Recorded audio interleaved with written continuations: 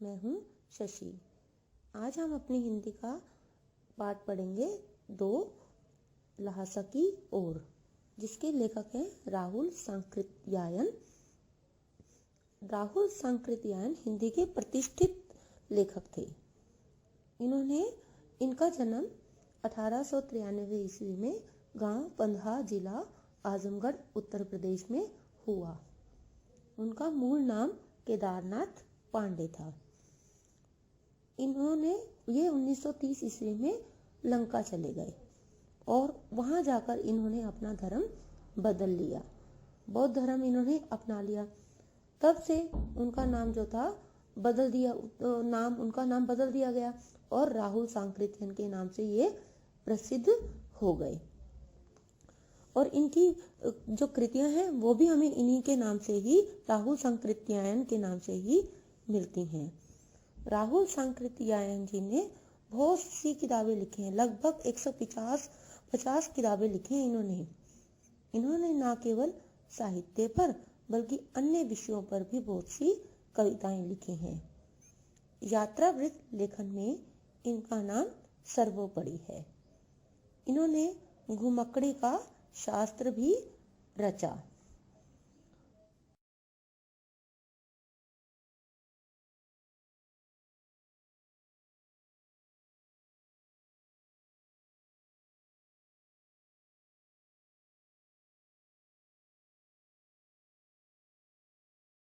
शुरू करने से पहले मैं इस पाठ की समरी जो है मैं आपको बता रही हूँ, जिससे कि जब हम पाठ पढ़ेंगे हमें आसानी से समझ आ जाएगा। यह यात्रा जो है 1929-30 में की गई थी, मीन्स 1929-30 में की गई थी। उस समय हमारा भारत देश जो था वो आजाद नहीं था, अंग्रेजी शासकों का गुलाम था और अंग्रेज हम पर शासन किया करते थे। उस समय जो था भारतीय लोगों को तिब्बत की यात्रा करने की आज्ञा नहीं मिलती थी, परंतु राहुल जी को यह यात्रा तो करनी ही थी।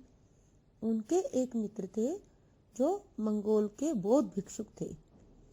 उन्होंने उनके साथ जाने का निश्चय कर लिया, परंतु अब जाएं किस प्रकार, क्योंकि भारतीयों को तो जाने की परमिशन ही नहीं थी। फिर इन्होंने भिक्षु का नकली रूप धारण किया और उन्होंने अपनी पहली यात्रा इसी से ही की। भिक्षु के रूप में इन्होंने अपनी पहली यात्रा की और जिनके साथ ये गए थे उनका नाम सुमति, और सुमति का मूल नाम था लोब्जम शेख, जिसका हिंदी में अर्थ है सुमति प्रज्ञ। ल्हासा की ओर यात्रा एक यात्रा वृत्तांत है। इसमें राहुल जी ने 1930 ईस्वी में नेपाल तिब्बत के दुर्गम रास्तों का बड़ा ही रोमांचक वर्णन किया है। नेपाल से तिब्बत आने जाने का मुख्य मार्ग है। फरी कलिंगपाग का रास्ता खुलने से पहले भारत का व्यापार भी इसी मार्ग से होता था। यह सैनिक मार्ग भी था। आज भी इस पर अनेक चौकियां और किले बने हुए हैं। कभी यहाँ चीनी सेना रहती थी। आज कई फौजी मकान गिर चुके हैं तथा कुछ में किसानों ने डेरा जमा लिया है, मीन्स रहने लग गए हैं। यहाँ जाति पाति और छुआछात भी नहीं है और औरतें पर्दा भी नहीं करती। मीन्स यहाँ पर औरतें पर्दा इसलिए नहीं करती क्योंकि यहाँ पर पुरुष और स्त्री को समानता दी जाती है, कोई भेदभाव नहीं किया जाता। यहाँ अपरिचित व्यक्ति भी किसी के घर में भी जा सकता है, लेकिन निम्न श्रेणी के भिखमंगों को नहीं जाने दिया जाता था। वो इसलिए नहीं दिया जाता था क्योंकि इनकी खुद की भी आर्थिक स्थिति इतनी अच्छी नहीं थी। अगर वो उन ऐसे लोगों को घर में घुसने देते तो वो उनका सामान चुरा कर ले जाते थे। इसी डर की वजह से वो निम्न श्रेणी के भिखमंगों को नहीं जाने दिया करते थे और बाकी कोई भी व्यक्ति उनके घर में आ जा सकता था। और उन्हीं के कहने पर घर की मालकिन की या बहू जो थी वो उनके लिए चाय भी बना लाती थी। यहाँ चाय मक्खन, सोडा और नमक मिलाकर बनाई जाती है। ये वहाँ, क्योंकि वहाँ बहुत अधिक ठंड पड़ती है, इसलिए ये मक्खन की चाय जो होती है वो बहुत ही लाभकारी होती है। ये चाय जो होती है उन्हें चौड़ी में काट कर मिट्टी के टोटीदार बर्तन, टोटीदार होता है फिर नल जैसा होता है ना, वो टोटीदार बर्तन में डालकर दी जाती थी। लेखक जब परित्यक्त चीनी किले से चला तो एक आदमी ने राहदारी मांगने आया। राहदारी होता है बेटा कि भारतीय लोगों को जो थे वो उसमें तिब्बत जाने की यात्रा करने की आज्ञा नहीं होती थी, तो उन्हें ये आज्ञा लेने के लिए परमिशन लेनी पड़ती थी। ये परमिशन उनको मजिस्ट्रेट से लेनी पड़ती थी। लेखक ने अपनी और अपनी सारी साथी सुमति की चिटें, मीन्स वो परमिशन जो चिट थी उन्हें उसे दे दी। सुमति की जान पहचान के कारण उन्हें थोंगला में एक गांव में अच्छी जगह ठहरने को मिली। जब इसमें लेखक ने अपनी पहली यात्रा के बारे में बताया, जब हम 5 साल पहले यहाँ पर आए थे और अच्छे वेश धारण में थे, फिर भी हमें रहने के लिए अच्छा स्थान नहीं मिला था, और आज हम भिक्षुक के वेश में हैं, फिर भी उन्हें रहने के लिए अच्छी जगह मिली थी। इस बार जो थे वो भिखमंगे के रूप में यात्रा कर रहे थे। डांडे तिब्बत का एक खतरनाक स्थान है जो 16-17 हजार फुट की ऊंचाई पर है, इसलिए इनके दोनों तरफ मीलों तक कोई भी आबादी नहीं थी। नदियों के मोड़ और पहाड़ों के कारण यहाँ कोई आदमी दिखाई नहीं देते थे। ये स्थान डाकुओं के लिए सुरक्षित स्थान था, क्योंकि यहाँ पर सरकार पुलिस के ऊपर खर्च भी नहीं करती थी, इसलिए यहाँ आसानी से खून हो जाया करते थे। डाकू पहले आदमी को मार डालते थे, फिर उसका माल लूटते थे। इस कारण यहाँ के लोग लाठी की जगह पिस्तौल और बंदूकें लिए फिरते हैं। लेखक और सुमति भिखमंगों के वेश में यात्रा कर रहे हैं, इसलिए उन्हें डाकुओं से कोई डर नहीं है। जहां भी वे खतरनाक स्थिति को देखते थे, अपनी टोपी उतारकर भीख मांगने लगते थे। 16-17 फुट ऊंचाई पर चढ़कर जब वे लंकोर पहुंचे तो उनको लंकोर पहुंचना था, तो उन्होंने अपने लिए घोड़े कर लिए और दोपहर के समय वे डांडे पहुंच गए। 16-17 हजार फुट की ऊंचाई जब उन्होंने पार करी तो वो एक ऐसे स्थान पर खड़े थे जहां पर दाहिनी ओर तो हिमालय की हजारों बर्फीली चोटियां थी ना, और दूसरी तरफ जो थी बिल्कुल सपाट पहाड़ियां थी, ना तो वहां पर कोई बर्फ थी ना ही कोई हरियाली थी। इन पहाड़ों पर सबसे ऊंचे स्थान पर डांडे के देवता का स्थान था, जिसे पत्थरों, जानवरों के सींगों और रंग बिरंगे कपड़ों की झंडियों से सजाया गया था। अब लेखक जो थे वो ऊंचाई पर चढ़े हुए थे, अब उतराई आ गई थी, तो चढ़ाई चढ़ना तो बड़ा मुश्किल होता है, लेकिन उतराई आसान होती है। और इस समय लेखक का घोड़ा जो था वो बहुत धीरे से चल रहा था। लेखक ने सोचा कि ये इतनी ऊंची चढ़ाई चढ़ के आया है, थक गया है, तो थकान के कारण ये धीरे चल रहा है। वह उसे आगे बढ़ने के लिए कहते, परंतु वह और भी धीरे चलने लगता। इस प्रकार लेखक जो था वो अपने साथियों से पिछड़ गया। फिर जब लेखक एक ऐसे स्थान पर पहुंच गया जहां 2 रास्ते निकल रहे थे, तो उसे वहां पर कोई भी दिखाई नहीं दे रहा था जिससे कि वो रास्ता पूछ सके, और उसके साथी भी आगे निकल चुके थे। फिर उसने अपनी सोच समझ से जो था वो उसने अपने बाईं ओर का रास्ता पकड़ लिया। फिर 1-1.5 मील दूरी पर चला। फिर उसने सोचा कि किसी से पूछ लिया जाए, तो उसने एक घर में से पूछा, तो उसने लंकोर के जाने का रास्ता पूछा, तो उसने कहा कि दक्षिण की तरफ था। अब लेखक को लगा कि ये तो गलत रास्ते पर आ गए हैं। फिर लेखक जो थे दोबारा उसी रास्ते पर वापस आए थे। वापस आए तो फिर शाम को 4-5 बजे जो थे 4-5 बज गए थे, और वो वहां पर डांडे वो पहुंचे। सुमति जो था उनका इंतजार कर रहा था, और वह बहुत गुस्से में था। गुस्से से उसका मुंह लाल हो गया था, और वह उससे गुस्से में बोले कि मैंने 2 टोकरी कंडे फूंक डाले, मीन्स कंडे होते बेटा उपले, फिर उपले जला डाले। और 3-3 बार मैंने चाय को गर्म कर लिया कि तुम अभी आए, तुम अभी आए।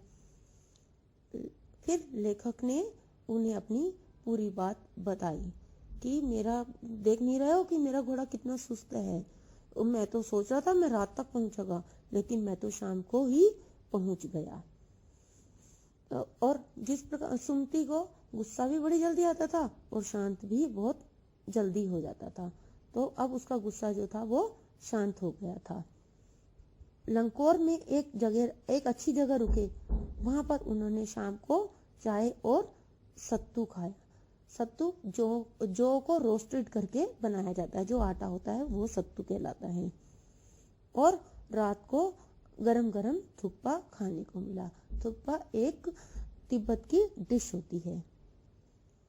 अब वे दिंगरी के विशाल मैदान में एक ऐसी पहाड़ी पर खड़े थे जिसके अंदर बहुत सी पहाड़ियां थी वहां पर, और उस पहाड़ी में एक तिंगरी समाधि नाम की एक पहाड़ी थी।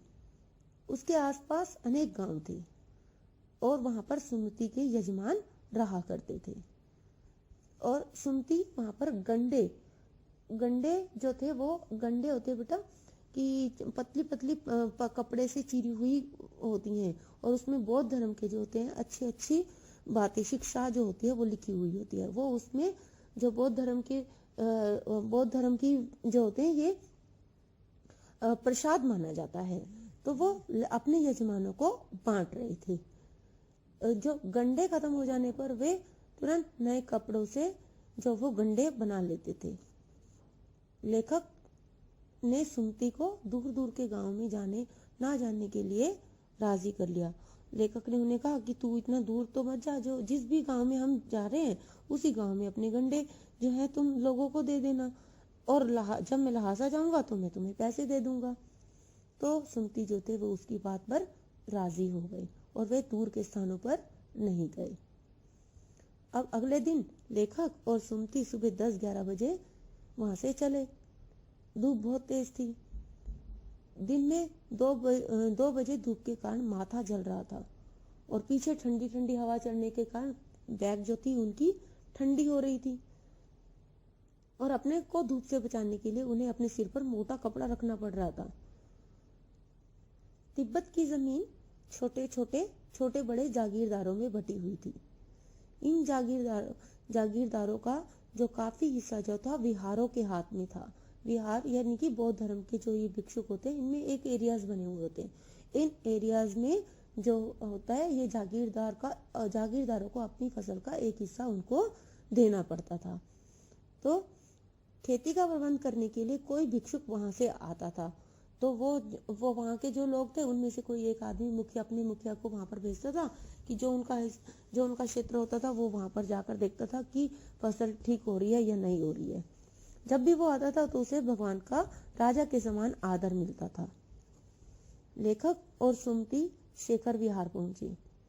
उसका मुखिया भिक्षु नमसे जो सज्जन पुरुष था।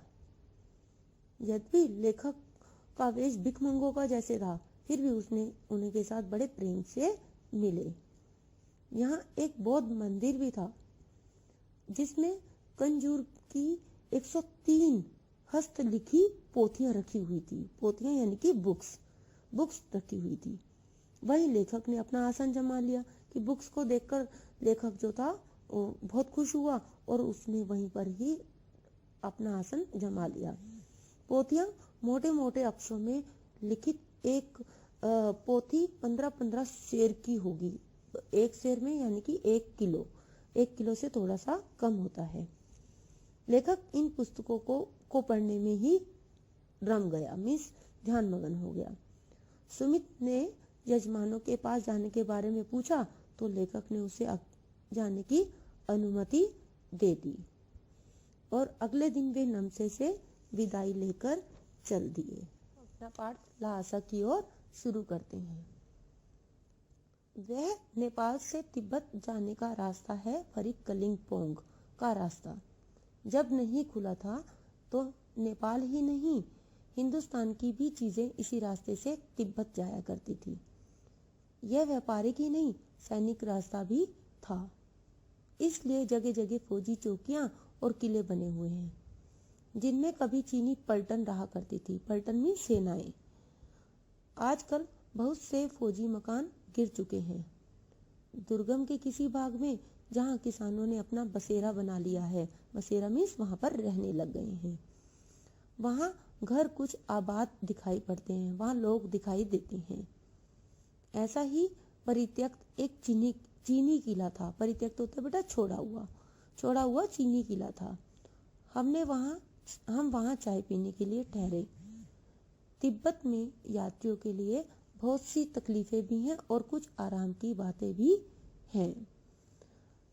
वहां जाति पाति छुआछात का सवाल ही नहीं है और ना ही औरतें पर्दा करती हैं। मीन्स यहाँ पर आदमी और औरत को समान दर्जा दिया जाता है, इसलिए वहां की औरतें पर्दा नहीं करती। बहुत निम्न श्रेणी के भिखमंगों के लोग चोरी के डर से घर के भीतर नहीं आने देते थे। ये लोग क्यों? क्योंकि ये उनके घर का कोई सामान ना चुरा के ले जाए, क्योंकि उनकी खुद की आर्थिक स्थिति इतनी अच्छी नहीं थी। इसलिए ये निम्न श्रेणी के भिखमंगों को अपने घर में नहीं आने देते थे। नहीं तो आप बिल्कुल घर के भीतर जा सकते थे और कोई भी अपरिचित व्यक्ति हो उनके घर में जा सकता था। चाहे आप बिल्कुल अपरिचित हो, तब भी घर की बहू या सास को अपनी झोली में से चाय दे सकते हैं। झोली बेटा कि ये बौद्ध भिक्षु जो होते हैं, अपने जब जो वस्त्र पहनते हैं उनमें एक कपड़ा होता है, वो अपनी झोली लेते हैं जिसमें कि वो भिक्षा को अपने को रखते हैं। तो उनमें से अपनी झोली में से चाय दे सकते हैं। वह आपके लिए उसे पका देगी। ये चाय जो होती थी मक्खन और सोडा से मिलाकर बनती थी, जो वहां पर तिब्बत में बहुत अधिक ठंड पड़ती है, इसलिए आम चाय की अपेक्षा मक्खन और सोडे की जो चाय थी वो उनके लिए स्वास्थ्यकारी होती है। वह चाय चोंगी में कूटकर उसे दूध वाली चाय के रंग की जैसी बनाकर मिट्टी के टोटीदार बर्तन, टोटीदार मीन्स नल, जिस प्रकार से नल होता है ना बेटा, उसी टोटीदार बर्तन खोटी में रखकर आपको दे देगी। यदि बैठक की जगह चूल्हे से दूर है, यदि जहाँ पर आपको उन्होंने बिठाया है वो आपकी जगह चूल्हे से दूर है, मीन्स उनके रसोई घर से दूर है, और आपको डर लग रहा है कि सारा मक्खन वो आपकी चाय में नहीं डालेगी या डालेगी, तो आपको अपना शक दूर करने के लिए आप खुद जाकर चोंगी में चाय मथ कर ला सकते हैं। चाय का रंग तैयार हो जाने पर फिर नमक मक्खन डालने की जरूरत होती है। परित्यक्त चीनी किले से जब हम चलने लगे तो एक आदमी राहदारी मांगने आया। राहदारी होता है बेटा कि भारतवासियों को तिब्बत जाने की आज्ञा नहीं होती थी, तो उन्हें हमें परमिशन लेनी पड़ती थी मजिस्ट्रेट से, तो वो राहदारी होती थी। हमने वह दोनों चिटें उसे दे दी। चिटें मीन्स वही परमिशन लेटर जो था हमने उसे दे दिया। शायद उसी दिन हम थोंगला के पहले के आखिरी गांव में पहुंच गए। यहाँ भी सुमति के जान पहचान के आदमी थे। सुमति के बहुत से यजमान यहाँ रहा करते थे और भिख मंगे रहते हुए भी हमें ठहरने के लिए अच्छी जगह मिली। 5 साल बाद हम इसी रास्ते लौटे थे और भिख मंगे नहीं, एक भद्र यात्री के वेश में घोड़ों पर सवार होकर आए थे। किंतु उस वक्त किसी ने हमें ठहरने के लिए जगह नहीं दी कि आज हम भिक्षु के वेश में थे तो हमें अच्छी जगह मिली। जब हम एक भद्र पुरुष बन के आए थे, एक सज्जन यात्री बनकर आए थे और घोड़ों पर सवार थे, तो हमें रहने के लिए अच्छी जगह नहीं दी थी। और हम एक गांव के एक सबसे गरीब झोपड़े में ठहरे थे। बहुत कुछ लोगों की उस वक्त की मनोवृत्ति पर ही निर्भर है कि ये लोगों की सोच पर निर्भर करता है। खासकर शाम के वक्त छड़ पीकर होता है बेटा, एक नशीला पदार्थ होता है छड़, जैसे भांग वगैरह होता है ना, इसी प्रकार से ये एक नशीला पेय पदार्थ होता है। छड़ पीकर बहुत कम होश आवास को दुरुस्त रखते हैं। कि लेखक सोचने लगा कि शायद हम शाम को पहुंचे थे तो उस समय ये जो थे अपनी होश आवास में नहीं थे, इसलिए उन्होंने हमारे को रहने के लिए अच्छी जगह नहीं दी थी। अब हमें सबसे विकट डांडा थोंगला पार करना था। डांडे तिब्बत में सबसे खतरनाक जगह है। 16-17 हजार फीट की ऊंचाई होने के कारण उनके दोनों तरफ मीलों तक कोई गांव गिराव नहीं होते। गांव गिराव मीन्स कोई भी आबादी दिखाई नहीं देती थी। नदियों के मोड़ और पहाड़ों के कोनों के कारण बहुत दूर तक आदमी को देखा भी नहीं जा सकता। डाकुओं के लिए यही सबसे अच्छी जगह है। तिब्बत में गांव में आकर खून हो जाए तब तो खूनी को सजा मिल सकती है, लेकिन इन निर्जन स्थानों में मरे हुए आदमियों के लिए कोई परवाह नहीं करता था। निर्जन स्थान मीन्स सुनसान, जहाँ पर कोई भी लोग आते जाते नहीं थे। तो अगर यहाँ पर खून भी हो जाते थे तो किसी को कोई परवाह नहीं होती थी। सरकार, खुफिया विभाग और पुलिस पर उतना खर्च नहीं करती थी, और सरकार भी यहाँ के जो ये जगह थी इसके ऊपर ज्यादा पैसा खर्च नहीं करती थी कि क्या हो रहा है क्या नहीं हो रहा है। और वहाँ गवाह भी तो कोई नहीं मिल सकता, क्योंकि वहाँ पर कोई लोग आते जाते ही नहीं थे। तो कोई अगर खून भी हो जाए, कोई किसी को मार भी दे, तो कोई गवाह ही नहीं होता था, तो कोई गवाह ही नहीं मिल सकता था। और जो डाकू लोग होते थे, डकैत पहले आदमी को मार डालते हैं, उसके बाद देखते ही कुछ पैसा है कि नहीं। पहले वो आदमी को मार देते थे, फिर देखते थे कि इसके पास कुछ पैसा है या नहीं, तो वो लूट लिया करते थे। हथियार का कानून रहने के कारण यहाँ लाठी की तरह लोग पिस्तौल और बंदूक लिए फिरते थे, कि यहाँ लोगों जो थे लाठी, अपनी सुरक्षा के लिए लाठी नहीं रखते थे, बल्कि पिस्तौल और बंदूक के लिए फिरते थे। डाकू यदि जान से ना मारे तो खुद उसे अपने प्राणों का खतरा है। गांव में हमें मालूम हुआ कि पिछले ही साल थोंगला के पास खून हो गया। शायद खून की हम उतनी परवाह नहीं करते,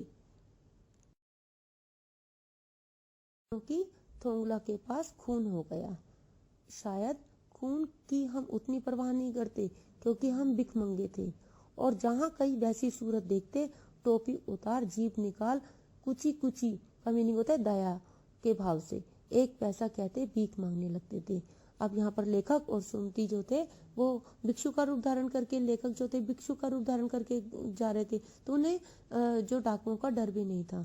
और वो कहीं पर ऐसी जगह देखते थे कि यहाँ पर खतरा है, तो अपनी टोपी उतारते थे और भिखारियों की तरह भीख मांगने लगते थे। लेकिन पहाड़ की ऊंची चढ़ाई थी, पीठ पर सामान लाद कर कैसे चलती। और अगला पड़ाव 16-17 मील से कम नहीं था। मैंने सुमति से कहा कि यहाँ से लंकोर तक के लिए 2 घोड़े कर लो, सामान भी रख लेंगे और चढ़ भी चलेंगे। तब लेखक ने सुमति को कहा कि इतनी ऊंची जाना है हमारे को, तो अपने सामान के साथ कैसे चलेंगे, तो इसके लिए हम 2 घोड़े कर लेते हैं। बच्चों, आज की कक्षा यहीं पर समाप्त होती है। आप अब इन पृष्ठों को आप ध्यान से पढ़ना और इस वर्कशीट को सॉल्व करने का प्रयास करना। आगे की कक्षा में हम इसका आगे का पाठ पढ़ेंगे। धन्यवाद।